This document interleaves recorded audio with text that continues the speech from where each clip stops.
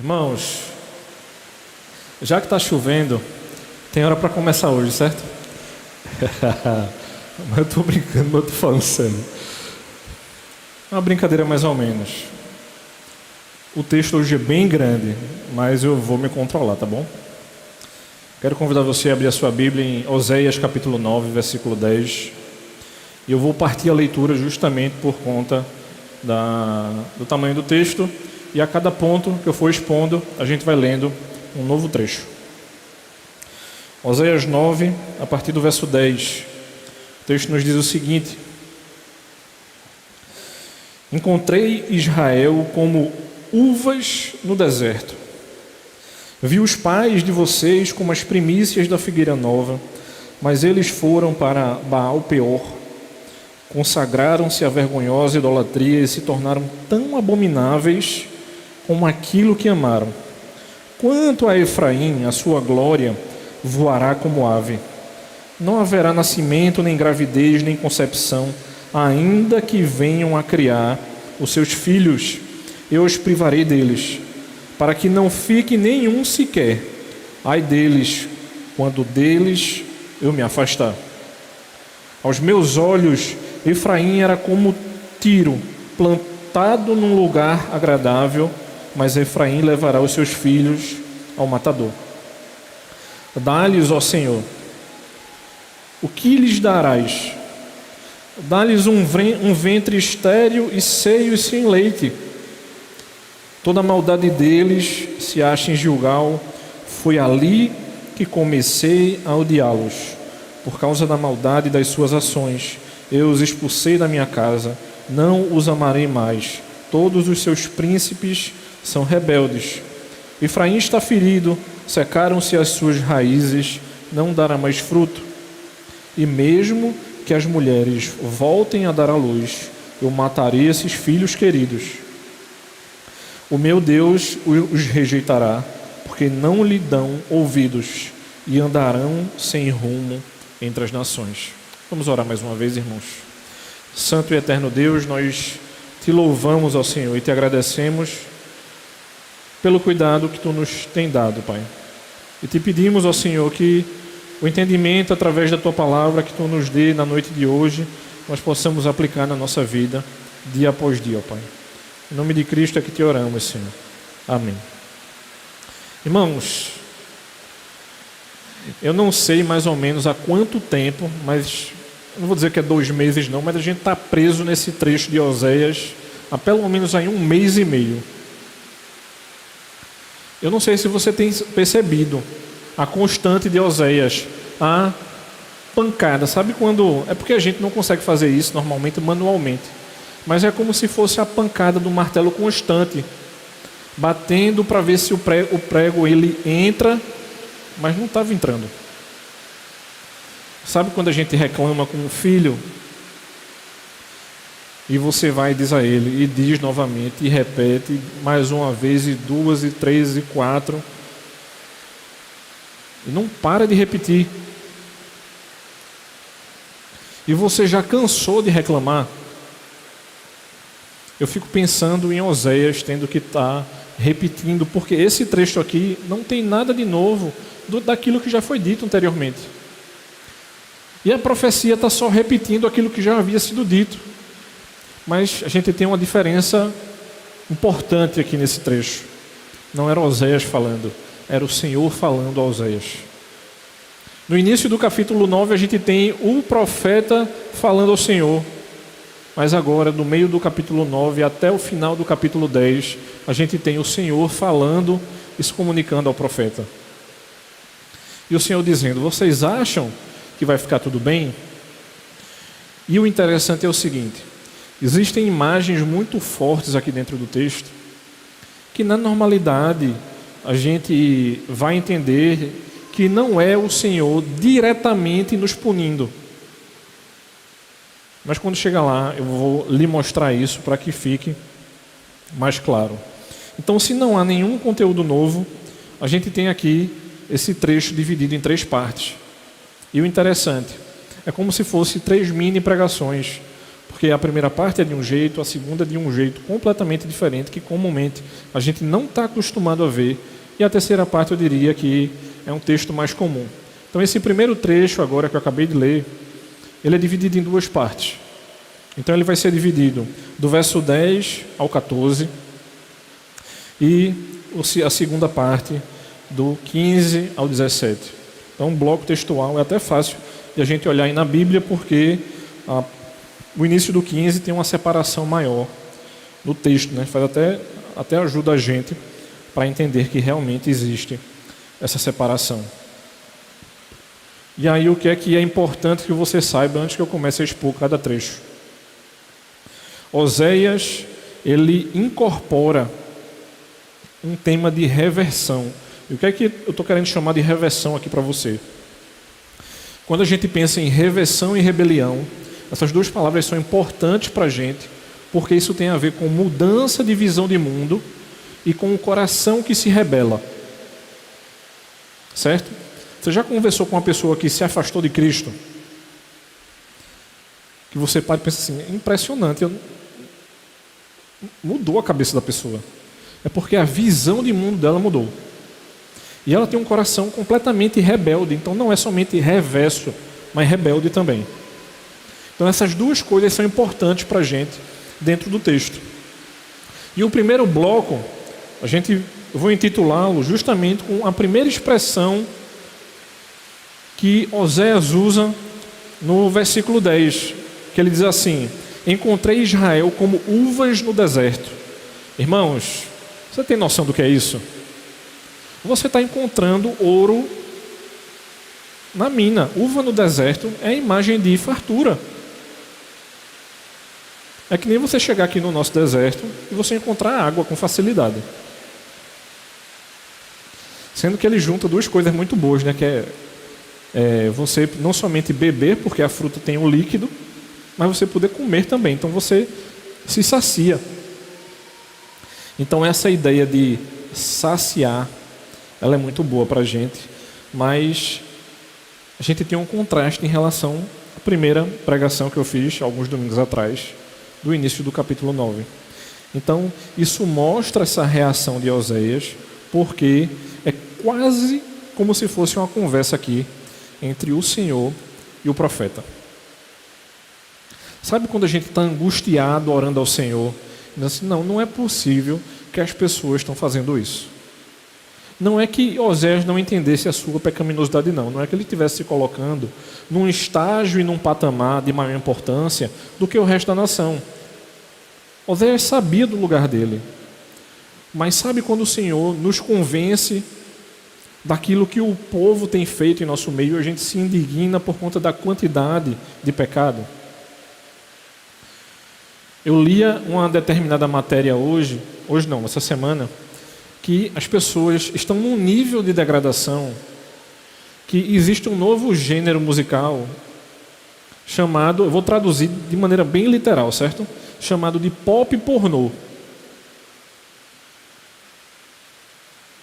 Ou seja, as pessoas não fazem nem mais questão de esconder determinadas coisas. Elas já estão escancarando e declarando para a gente. Então esse é o tipo e o nível de indignação que acaba ocorrendo nessa conversa. Sabe o que é que diz o texto de Deuteronômio, capítulo 32, versículo 10?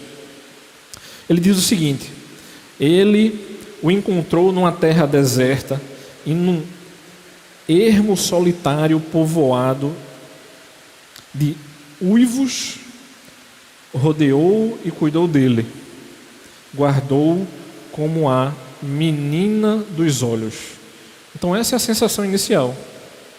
Quando eu me encontrei com Israel, eu liberei a terra para eles, terra que mana leite e mel, e dei tudo o que eles precisavam. E o que é que eles fizeram comigo? Essa é uma pergunta que surge e que deveria surgir no nosso coração, irmãos. A gente não vive debaixo da mesma realidade que o povo de Israel vive. Mas essa pergunta ela é comum a qualquer ser que vive debaixo do sol e que se coloca perante o Senhor, dizendo que o Senhor é o Deus da sua vida. Então o que é que a gente tem feito da nossa vida? Então, esse culto, que a gente já viu por várias vezes, ele não era nem neutro e nem amoroso. Você já ouviu a velha e tola conversa do mito da neutralidade?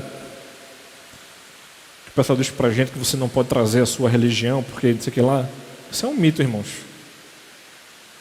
A mesma história aqui. O pessoal achava que estava adorando a Deus também, mas podia adorar outra coisa. Eles tinham violado, irmãos, o pacto que eles haviam feito anteriormente. Então, esse tipo de paganismo, ele é agressivo aos olhos do Senhor, porque ele subverte a lealdade de que muitas vezes eu e você nos colocamos perante o Senhor e disse perante a igreja que sim, que nós estaríamos obedecendo ao nosso Deus, que continuaríamos fazendo aquilo que a sua palavra nos diz. Mas a tolerância, irmãos, pode facilmente ultrapassar o limite e nos levar à contaminação. Sabe quando você quer comer doce antes do almoço? Você vai dizer assim, é só uma colherzinha. Cheguei na casa da minha mãe hoje morrendo de fome. E aí tinha um pote com um pouquinho de biscoitinho.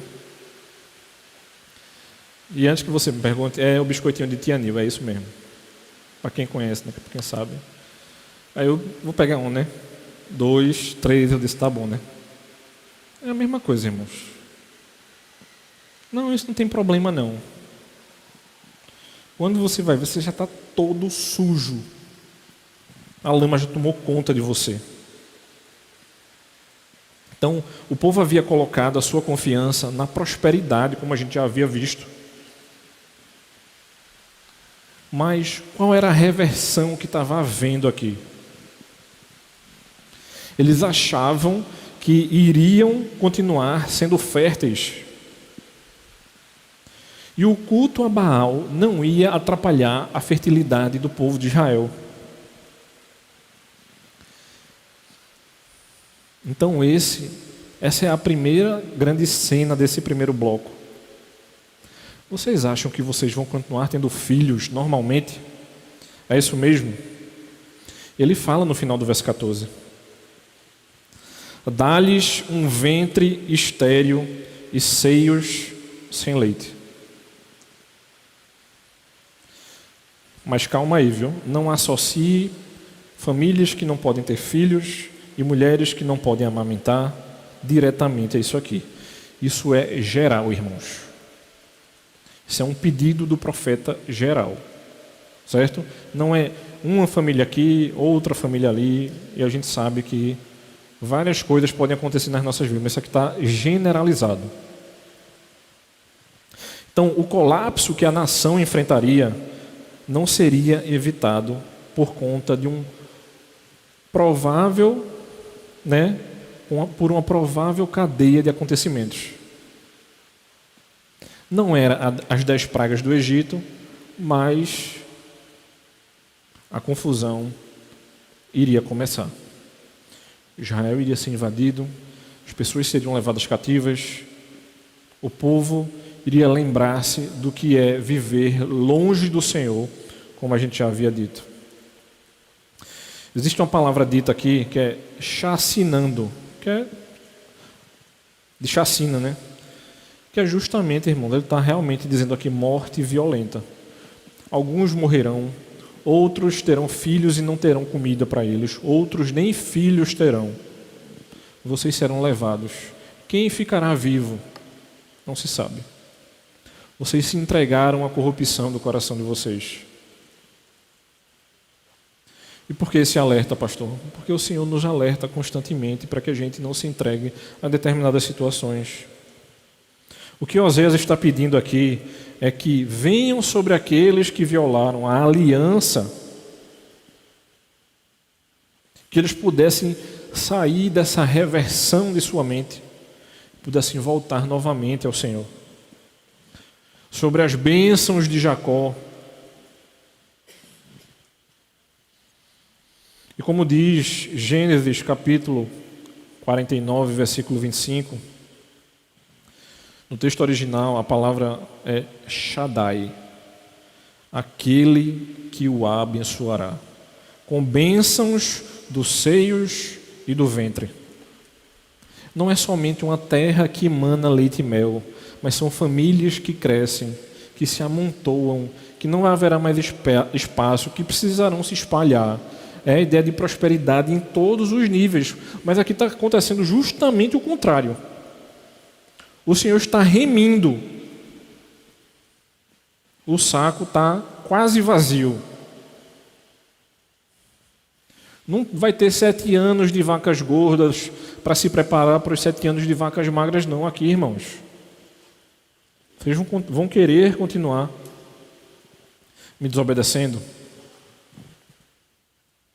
E aí ele adentra na segunda imagem dessa primeira parte, a partir do verso 15, que ele diz: toda a maldade deles se acha em Gilgal.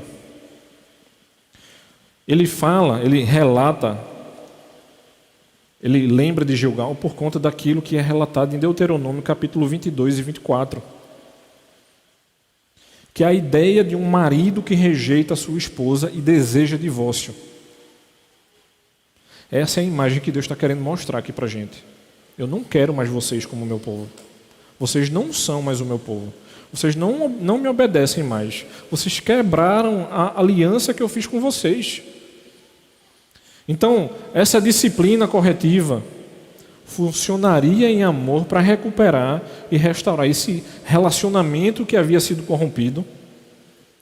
E a partir do momento que o Senhor provocar isso vai acontecer de maneira satisfatória. Mas não é a partir da nossa satisfação, mas é de como o Senhor entende que as coisas devem acontecer. E a liderança política da terra de Israel deveria estar incentivando, sabe o quê? A observância da aliança. Se vocês tiverem bons líderes, vocês prosperarão. Mas eles não tinham mais bons líderes. Veja que interessante. Gilgal tem a ver com um nome que um dia havia sido um sinal de esperança, possivelmente com um sentido de duplamente fértil. Nada acontecerá em pouca quantidade. Qual é a imagem que o Senhor tem trazido para a gente agora? Ela tem o seu significado revertido. Não é mais duplamente fértil. Desculpa, eu falei Gilgal, né? É Efraim, desculpa. Efraim, o duplamente fértil, é agora Efraim, o totalmente estéril. Aquele que não dará filhos, não terá leite, e se der filhos, não conseguirá alimentar os filhos que der. Então a taxa de natalidade, que devia estar em volta de 10, possivelmente deveria estar 1,5. Qual é o futuro do povo de Israel? Não tem futuro. Então aqueles que se afastaram do Senhor colherão o fruto maduro da sua deserção, sendo destinados a perambular sem fincar raízes, como o rejeitado Caim, e não mais desfrutando da proteção e das bênçãos que Deus anteriormente havia prometido. O que é interessante, que a gente não sabe se tem a ver com a profecia ou não, mas por quantos anos os judeus ficaram espalhados até que a ONU reconstituísse a nação de Israel? A gente não pode afirmar com certeza, mas fica a pergunta e a dúvida. Não por conta disso aqui, obviamente, mas por conta de tudo que aconteceu ao longo da história de Israel. E o que é que a gente pode entender nesse primeiro ponto? Fechando, essa primeira parte da exposição. A partir do momento, irmãos, que nós nos expomos à depravação moral, ela apela aos nossos instintos mais básicos. E sabe o que é que 1 Coríntios capítulo 15, versículo 33 diz? Não se enganem, más companhias corrompem a boa moral. E a gente é bom danado para fazer isso, né? Porque a gente diz assim, fulano é uma pessoa maravilhosa, só falta ser crente. Tinha um pastor aqui da igreja que ele diz assim, esse é o pior que tem, que é o que vai conseguir convencer você e tirar você da igreja.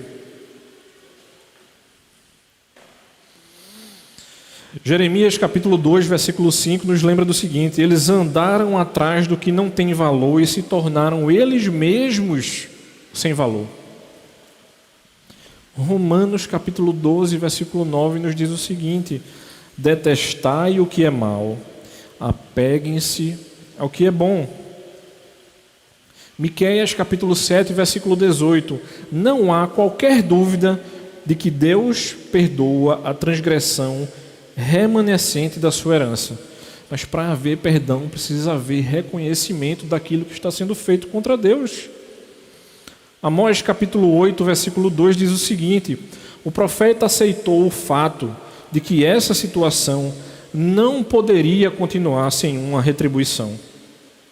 Então pare e pense o seguinte,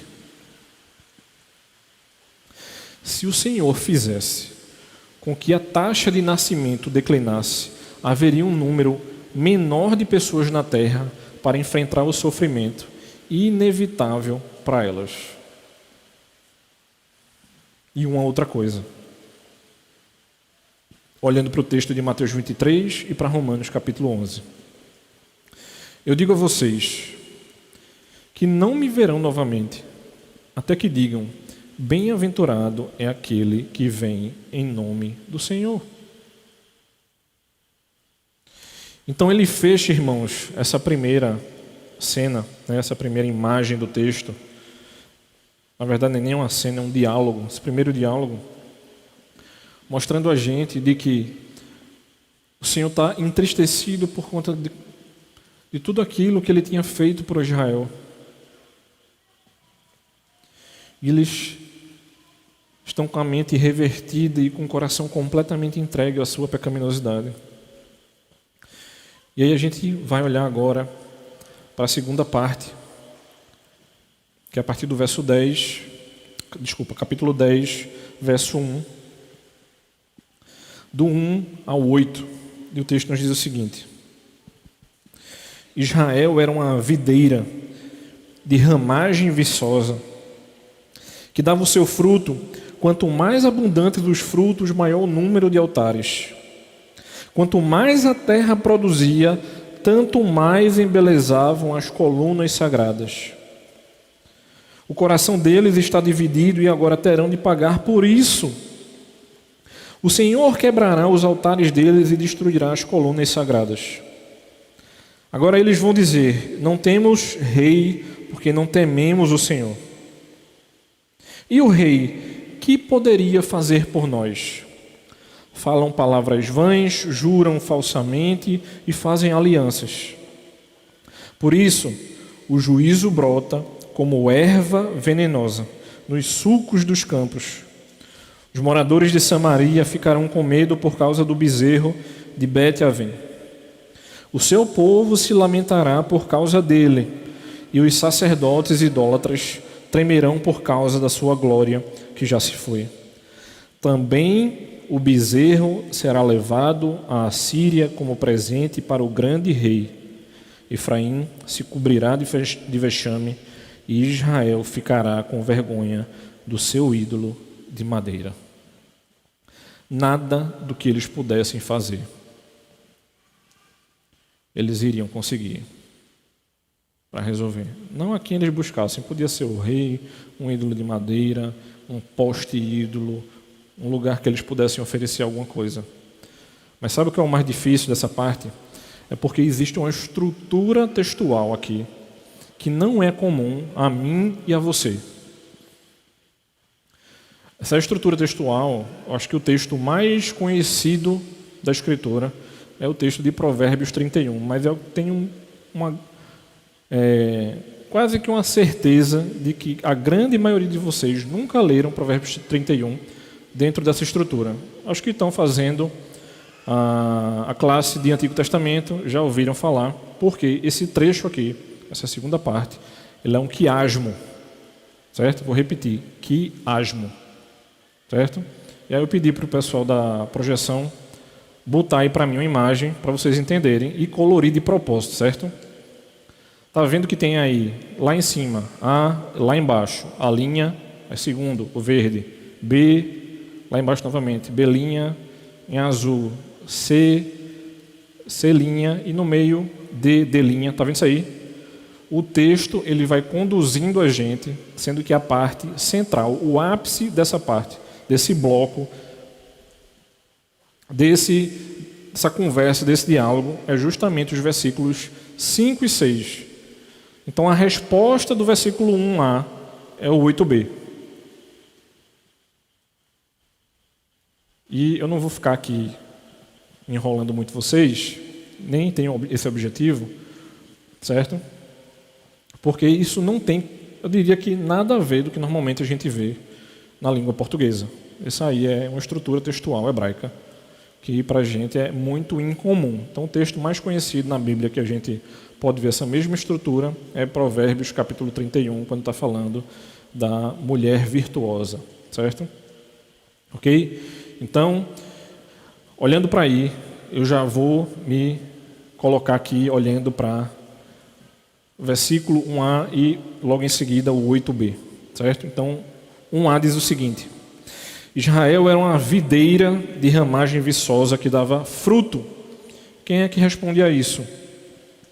Versículo 8b, que diz o seguinte: E o povo dirá aos montes, cubram-nos, e as colinas caiam em cima de nós. Então, se Israel era frondosa, como é que está mandando derrubar tudo agora? É justamente uma resposta do Senhor. Vocês eram assim, agora eu vou fazer isso com vocês. Então, Oséias, ele não afirma que a afluência de Israel desfrutava completamente e diretamente do Senhor. Ao invés disso, ele explora o fato de Israel ter usado mal a sua riqueza. E essa segunda referência ao fruto aqui marca justamente essa mudança da metáfora. Na primeira parte ele fala das uvas do deserto. E agora ele usa uma segunda metáfora no texto, que é justamente essa ramagem viçosa que dava o seu fruto. Por quê? Porque essa realidade de prosperidade baseada na agricultura de Israel era uma prosperidade que havia atingido novas alturas justamente no reinado de Jeroboão II. Existem blocos do ano, irmãos, que algumas pessoas ganham muito dinheiro. E eu não lembro nem como eu conheci essa pessoa, eu não lembro de nada, só lembro que eu ouvi a história. E eu não vi de uma segunda pessoa, não. Eu ouvi será que eu posso chamar filho do cão? Porque uma pessoa daquela não é possível, não. Ele disse assim: eu trabalho o carnaval todinho. E ele não falou quanto ganhava, mas eu acho que era muito dinheiro. Eu trabalho o carnaval inteiro. Quando o carnaval encerra, eu me tranco dentro de um motel. Não é um hotel, é um motel. Eu me tranco dentro de um motel. E aí é prostitutas e drogas até o dinheiro acabar.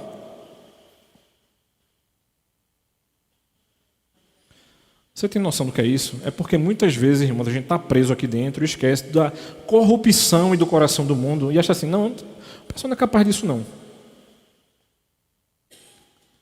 Lembrem do seguinte, nós moramos num país corrupto, que onde acontecem as movimentações governamentais, gira muito dinheiro. E aí é onde a coisa acontece.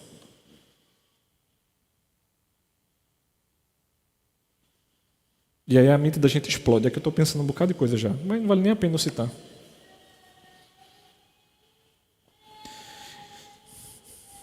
E aí é respondido justamente no verso 8, parte B do verso 8.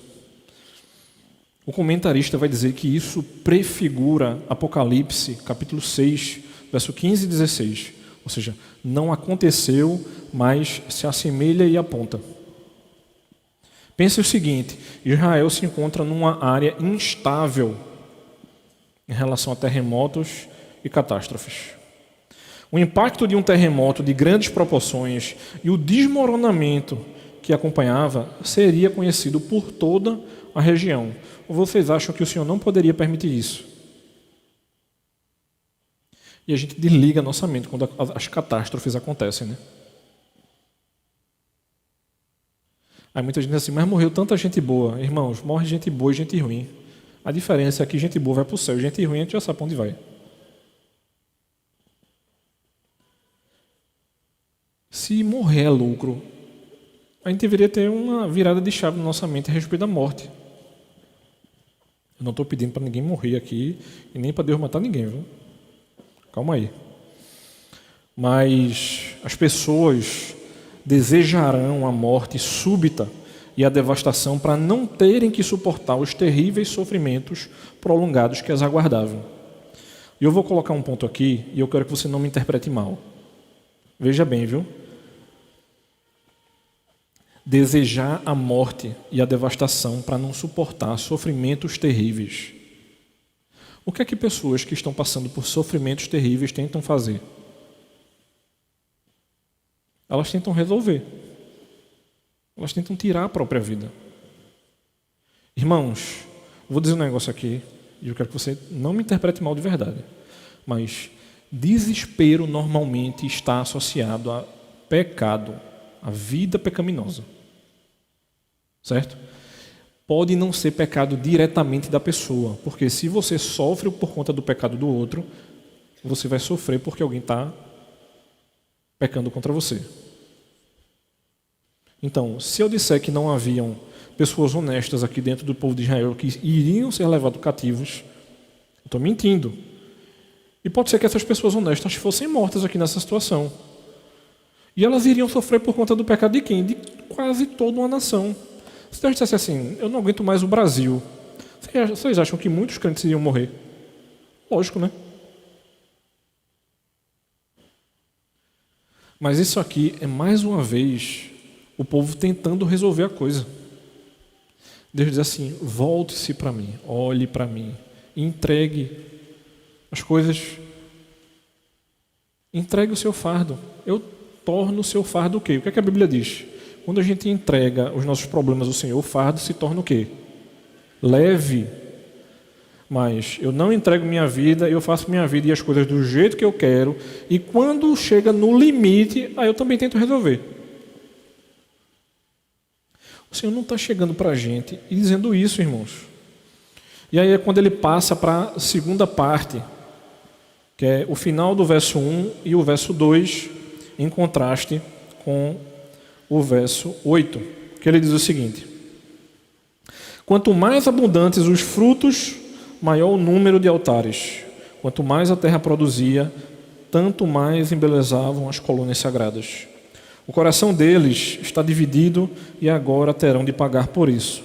O Senhor quebrará os altares deles e destruirá as colunas sagradas. Sabe o que é interessante? O Senhor está falando de destruição aqui de pessoas que eram seus filhos e o abandonaram.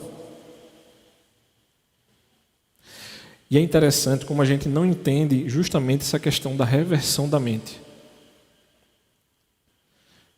Deus está falando do fiel que se entrega à corrupção e não daquela pessoa que sempre foi corrupta.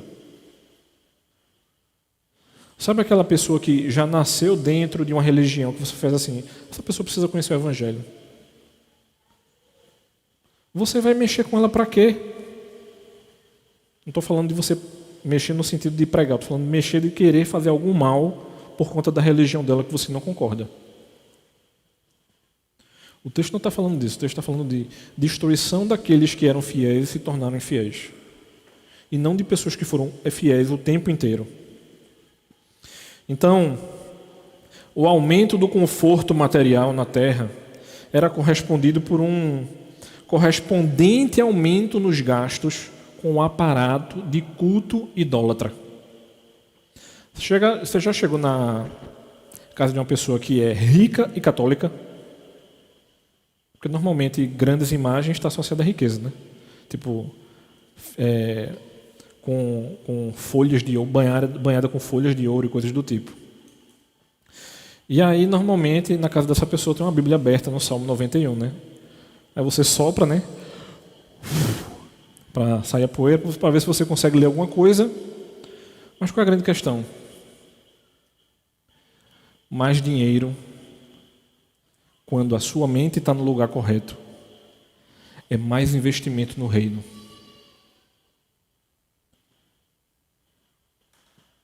A gente estava no curso de aconselhamento aqui na igreja e, né, às vezes eu gosto de ser mensageiro do caos. Eu tento ser menos aqui pregando para vocês, mas quando eu estou dando aula eu gosto de ser mensageiro do caos. E aí eu disse para o pessoal, eu não concordo que o Estado deveria prover saúde para a população. Já tem gente olhando assustado para mim. Mas isso tem a ver, irmãos, com visão de mundo. Isso tem a ver com proporcionalidade. Isso tem a ver com uma mente que não é reversa. Você sabia que se você for milionário e você quiser doar 10 milhões de reais à instituição de ensino que você estudou hoje no Brasil, você não pode? Tem a ver com isso. Se eu quiser chegar no IMIP, que é onde meu pai ficou internado e faleceu lá, e eu reconhecer os cuidados dados ao meu pai lá, quiser doar 50 milhões, eu, Rodrigo, pessoa física, eu não posso fazer isso. As leis brasileiras não permitem que você faça isso.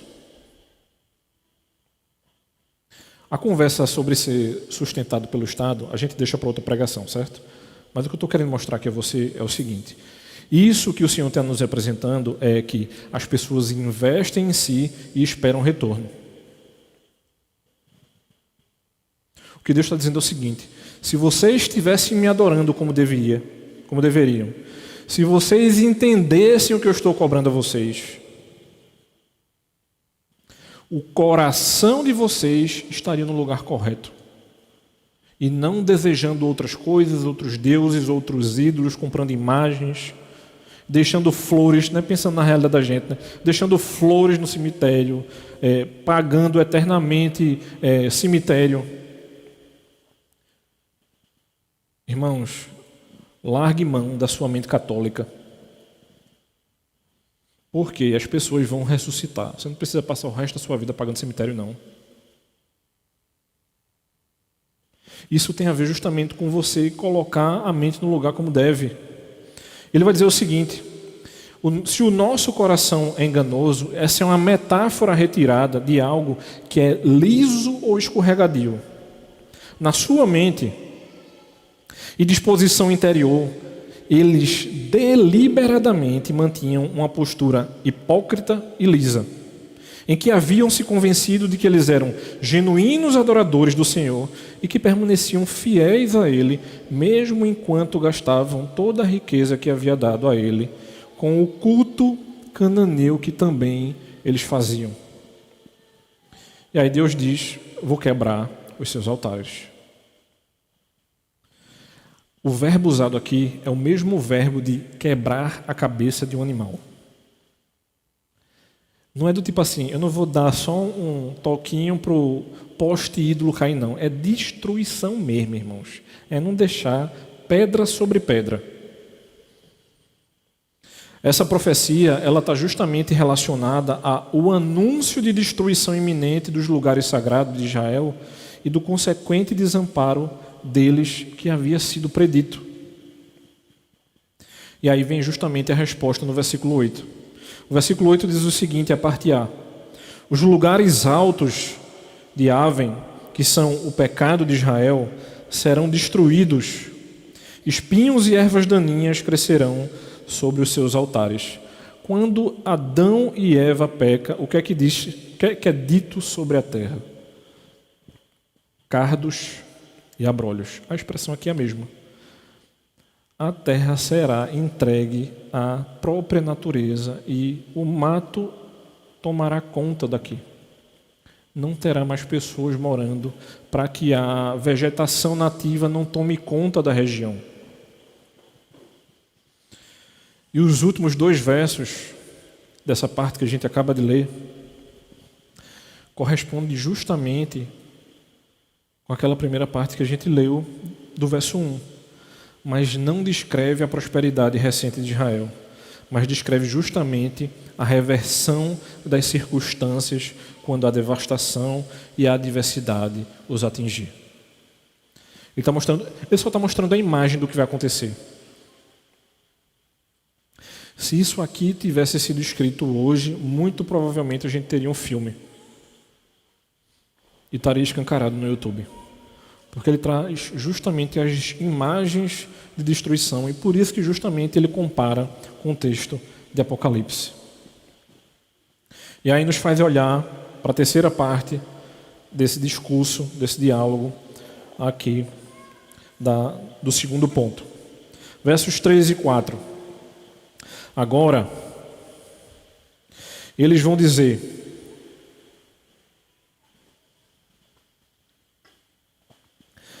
não temos rei, porque não tememos o Senhor e o rei que poderia fazer por nós.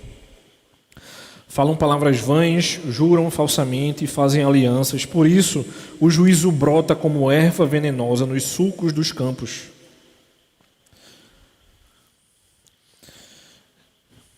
Isso aqui está sendo dito, irmãos, em tom de resignação e desilusão.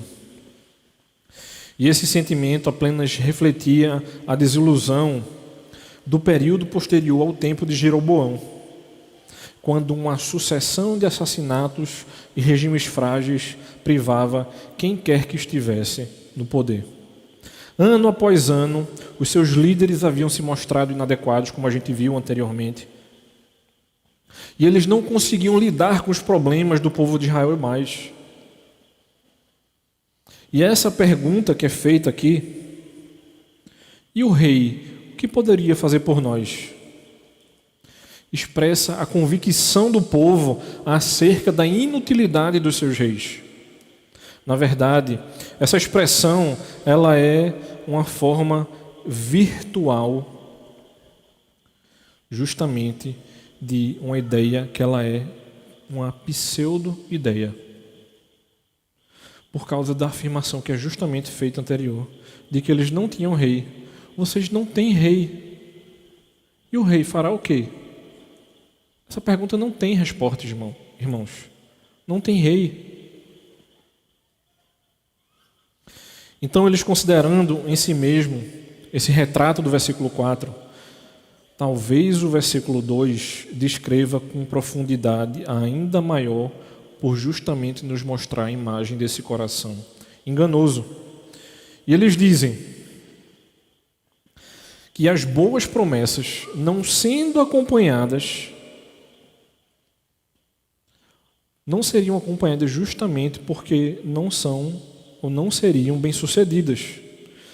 Eles se comprometeram solenemente a algo vazio e sem substância, que não tinha nenhum valor. Os pactos eram sem valor porque não havia a intenção de mantê-los, caso conseguissem encontrar um mundo melhor para sobreviver. É quando você sabe que aquele líder não acredita em nada a respeito da fé cristã, mas ele põe a mão em cima da Bíblia e diz que tudo aquilo que ele vai fazer é em nome de Deus. Às vezes dá vontade de estar num discurso desse e gritar a todos os pulmões: blasfêmia, porque ele não acredita. Então, a partir do momento que um rei israelita compromete a sua posição diante de Deus por causa do papel conferido a ele, o que vai acontecer é que o que Oséias tinha em vista não é a justiça divina, mas toda a substância moral da terra. Oséias não estava mais preocupado, irmãos, de Deus fazer o juízo. Ele poderia até estar pensando: Senhor, manda um dilúvio de novo para ver se resolve. Abre um mar aqui próximo, um rio, alguma coisa, para ver se leva metade do povo e corrige. Mas não é isso que o Senhor vai fazer. O versículo 7 vai nos mostrar justamente uma outra coisa. Ele diz o seguinte: o rei de Samaria será como lasca de madeira na superfície da água.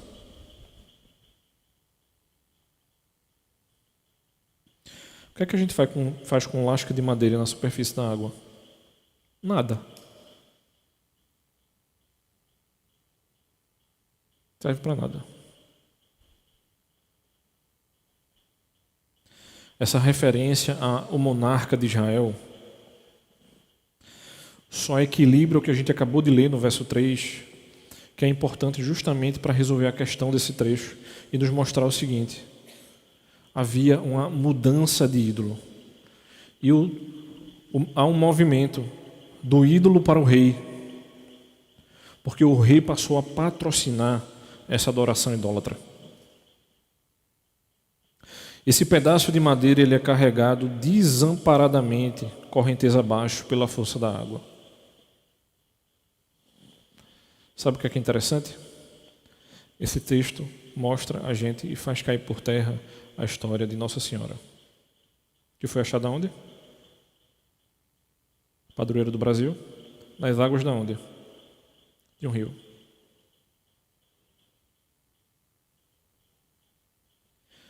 Qualquer coisa que nos digam a respeito de idolatria, irmãos, ainda assim será idolatria. Podem dar o nome que quiser. Seja o nosso ídolo a um pedaço de metal e plástico que a gente passa boa parte do dia com ele na mão, ou até coisas mais espúrias e complicadas que não vale nem a pena a gente citar aqui, porque não faz nem sentido um cristão ter uma vida sincrética. E aí ele passa para a última parte do texto, que é justamente o ápice do ponto 2, versos 5 e 6. Os moradores de Samaria ficarão com medo por causa do bezerro de Bet-Aven. O seu povo se lamentará por causa dele, e os sacerdotes idólatras tremerão por causa da sua glória, que já se foi. Também o bezerro será levado à Síria como presente para o grande rei. Efraim se cobrirá de vexame e Israel ficará com vergonha do seu ídolo de madeira. O que ele está dizendo aqui é o seguinte, irmãos: não haverá glória em você transportar um ídolo, não. O que ele está nos dizendo aqui é o seguinte: um ídolo de uma outra nação era colocado e exposto pela nação que havia dominado ela em sinal de poder. O seu ídolo, o seu Deus, não tem mais poder nenhum, porque eu tomei você.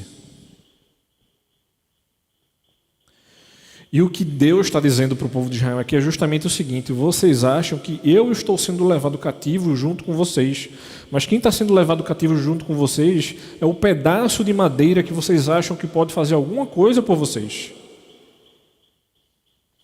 Sabe quando a gente coloca esperança numa coisa assim, tem que dar certo, tem que dar certo, tem que dar certo, tem que dar certo, e dá tudo errado.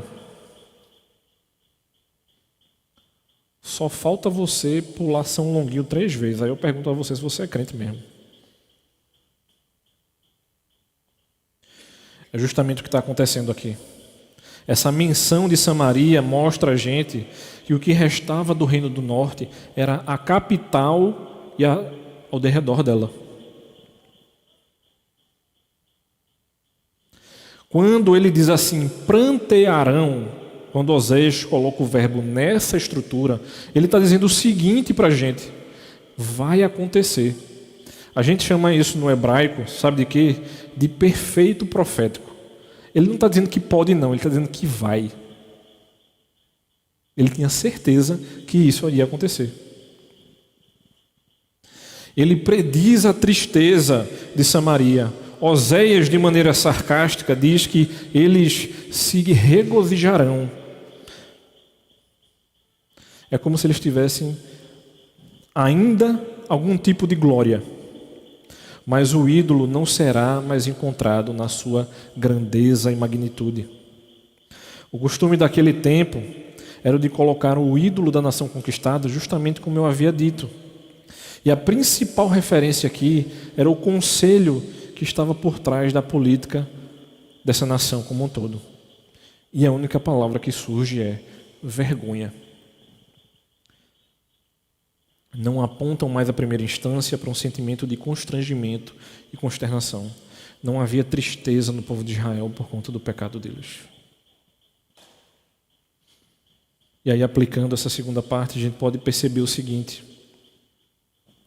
quando Cristo diz em João capítulo 15 de que Ele é a videira verdadeira, Ele se apresenta como a plenitude de todo Israel deveria ter sido. É como se Ele estivesse respondendo a esse texto de Osés em que o Senhor diz que eles eram como uvas no deserto. Mas vocês não souberam lidar com a riqueza que eu dei a vocês, porque eu sou o dono do ouro e da prata. Eu sou a videira verdadeira. E vocês procuraram outras vides. É apenas por meio dessa união com o próprio Deus que uma pessoa pode ser útil aos olhos desse mesmo Deus. A gente sabe muito bem de que se um galho não produz fruto, ele é cortado. Mesmo os galhos que produzem frutos estão sujeitos a essa poda. E esse processo de disciplina espiritual que nos é apresentado aqui em relação ao povo é essencialmente o mesmo ocorrido no tempo de Osés. E Paulo vai afirmar também isso.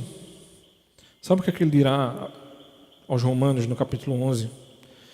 Não é você que sustenta a raiz, mas a raiz que o sustenta, no verso 8.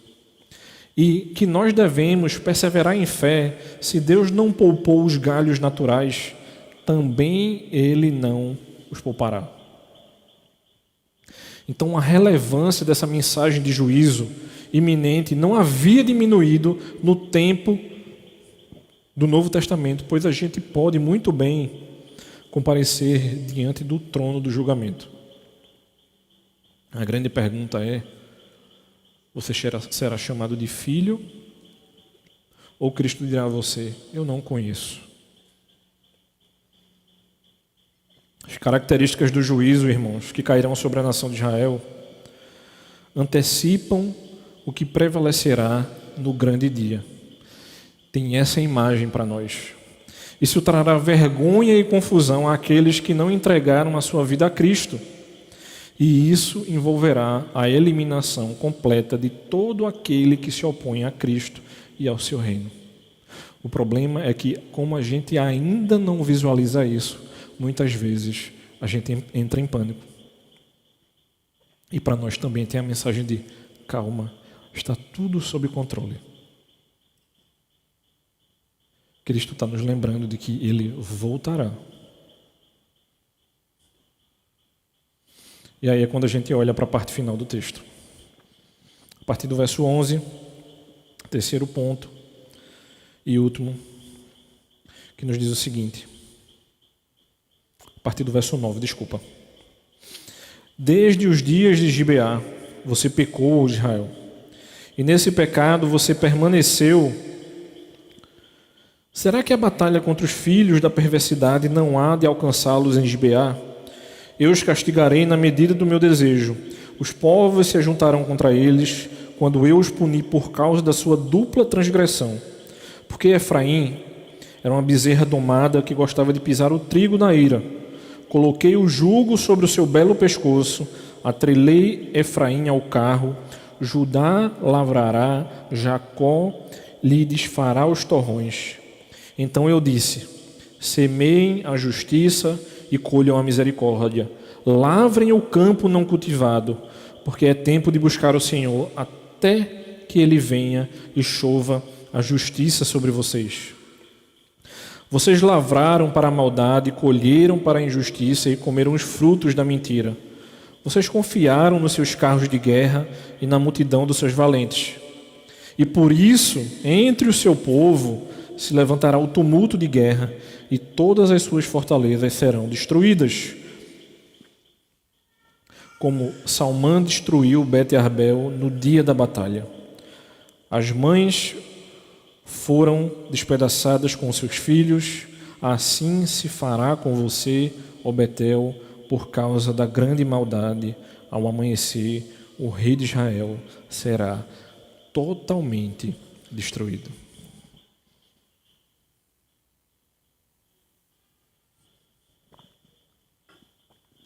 Não é a parte mais difícil de entender o texto, mas é com certeza a parte mais triste. Destruição sobre destruição, tristeza sobre tristeza, lamento sobre lamento. Ele fala sobre as questões de Israel no verso 9 e fala sobre as questões de Israel no verso 15, quando ele fala, de que no verso 15 o rei de Israel será totalmente destruído. E no verso 9 ele diz: ó Israel, você pecou. E o texto é emendado com essas duas expressões. E quando a gente olha para o que acontece aqui, Deus mostrando a nós que Israel estava servindo ou vivendo de maneira abominável, vivendo de maneira vergonhosa, nos mostrando que as consequências para essa geração seria simplesmente destruição, e que o fim da violação dessa aliança só nos mostra a completa e total destruição que aconteceria aqui.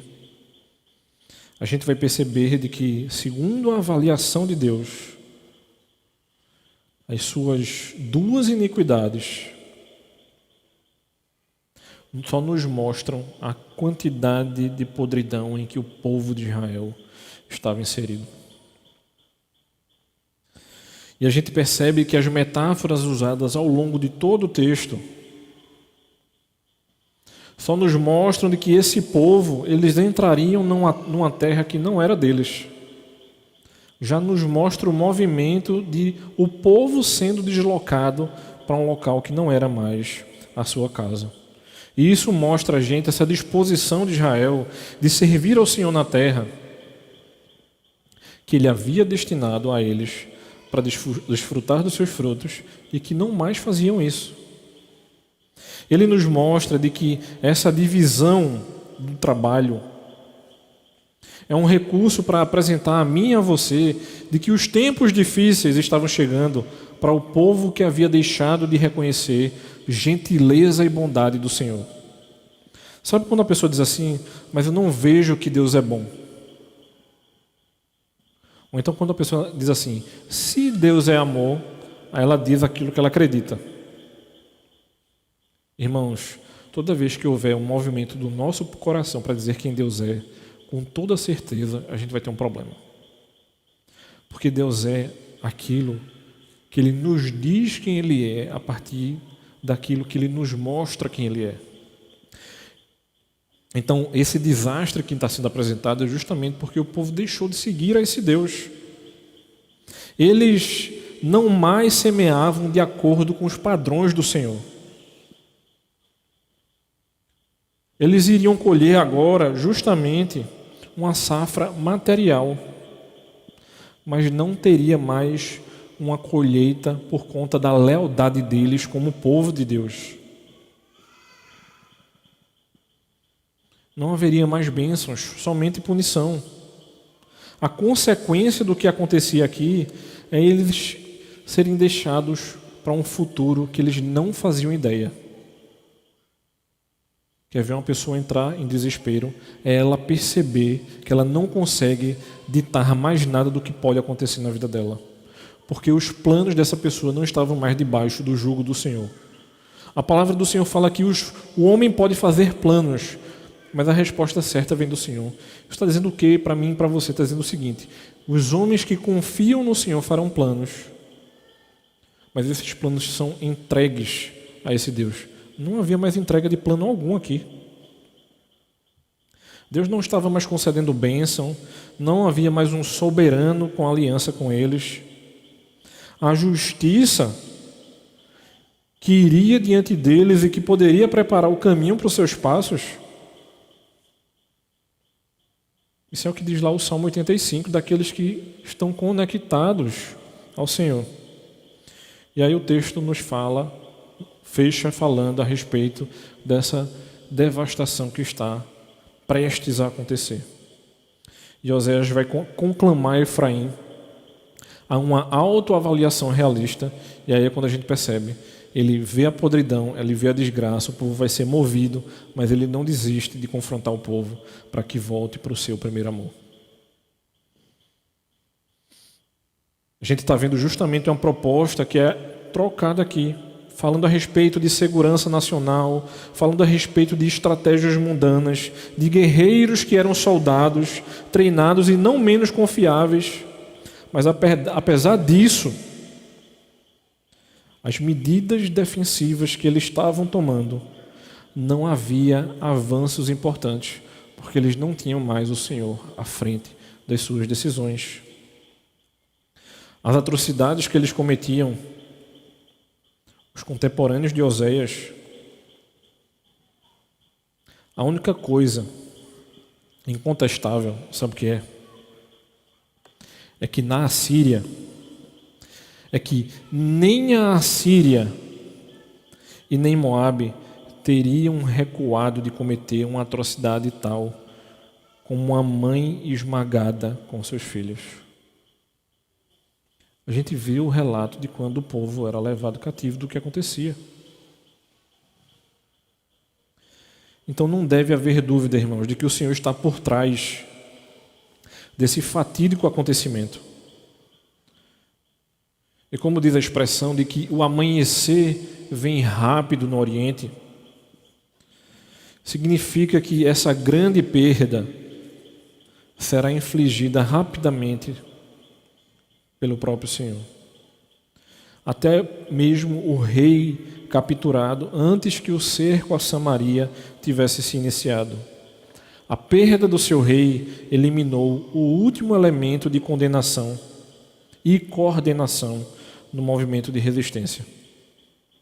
Tomou o rei, a nação estava entregue. E aí, por fim, irmãos, encerrando, o que a gente pode aprender com essa última parte? Lamentações, capítulo 3, verso 33, diz o seguinte: Ele não aflige ou pune prazerosamente os filhos dos homens. Então, quando aqueles que estão dispostos a agradar o próprio Deus, que mostram uma determinação que vem desse mesmo Deus, Deus não vai nos punir de maneira aleatória. É tanto que Paulo vai falar o seguinte em Romanos capítulo 7, versos 18 e 19. Tenho o desejo de fazer o que é excelente. Não há habilidade para isso, pois eu não faço o que eu quero, mas o mal que eu não quero, eu continuo a fazer. A gente sabe muito bem, irmãos, da tentação do nosso coração, como foi mostrado para a gente aqui, de que é enganoso. E de que o pecador, ele precisa de um novo coração. Mas esse novo coração nós só conseguimos por conta da graça soberana do nosso Deus. E essa profundidade da influência do pecado em nossas vidas sobre o nosso coração, o fascínio que muitas vezes a gente tem sobre esse mal, que a gente olha por todos os lados, isso vai custar a mim e a você um esforço intenso, incessante e custoso. A briga pela nossa santidade, irmãos, ela nos custa caríssimo. E Deus não nos chama a brincarmos em nos lambuzarmos com mel. Filipenses capítulo 3, verso 14 nos diz o seguinte: se alguém quer me seguir, isso na verdade é Lucas capítulo 9, né? Se alguém quer me seguir, que ele negue-se a si mesmo, tome diariamente a sua cruz e siga-me. E Filipenses 3, eu me esforço em direção ao alvo do prêmio do supremo chamado de Deus em Cristo. E não se esqueça do seguinte: a manutenção da nossa fé é uma ação do próprio Espírito sobre as nossas vidas. Mas não se entregue ao seu coração. Nós não temos responsabilidade sobre a nossa salvação. A gente sabe que isso é um ato de Deus sobre nós, mas sobre a nossa santificação nós temos sim responsabilidades. Os caminhos que Israel aqui preferiram foi principalmente os caminhos das intrigas políticas e da adoração idólatra. E em ambos, afirmando serem sábios, tornaram-se tolos. Substituir a luz da verdade de Deus pela nossa própria sabedoria, os nossos recursos, é condenar a nós mesmos à frustração e ao desespero final, porque deixar o verdadeiro caminho leva-nos a nos extraviar. É isso que Pedro fala lá em sua segunda carta. A gente precisa, irmãos, desenvolver a nossa dependência no Senhor, por a nossa confiança na salvação que o próprio Deus nos dá e aprovar aquilo do que Ele se agrada. O que Oséias mostrou para nós na noite de hoje foi justamente o total e completo oposto. E o que é que cabe a nós? Nos prostrarmos de joelhos perante o nosso Deus, reconhecendo diariamente a sua misericórdia sobre as nossas vidas. Entendendo que a gente precisa reconhecer com muito mais firmeza e ênfase aquilo que a gente tem pecado contra o nosso próprio Deus. E que a gente não se esqueça da misericórdia do Senhor, que se renova a cada manhã, justamente porque a única coisa que nos resta é a destruição. Mas Deus, em sua misericórdia, nos torna justos através do seu próprio Filho. Não há nada que possamos fazer para resolver a nossa vida. Mas a gente pode batalhar pela nossa santidade. Vamos orar? Santo e eterno Deus, nós te louvamos, ó Pai. Te somos gratos, Senhor, por tudo aquilo que Tu tens feito sobre nós, Senhor. Nos ajuda, ó Pai, a fazermos a Tua vontade, a perseguir e a prosseguir Te buscando de todo o nosso coração, Senhor. Nos ajuda, ó Pai, a fazermos a Tua vontade, a que o nosso querer seja o Teu querer, Senhor. A fazermos aquilo que somente Tu, ó Senhor, és capaz de fazer por nós. De não somente nos salvar, mas de nos sustentar, Senhor. Continuando a Te obedecer, fazendo a Tua vontade, encarando a vida como uma vida perante o Senhor. Que a nossa vida, ó Pai, seja uma vida corandeu perante a Ti, Senhor. Em nome de Cristo é que Te oramos, ó Pai. Amém.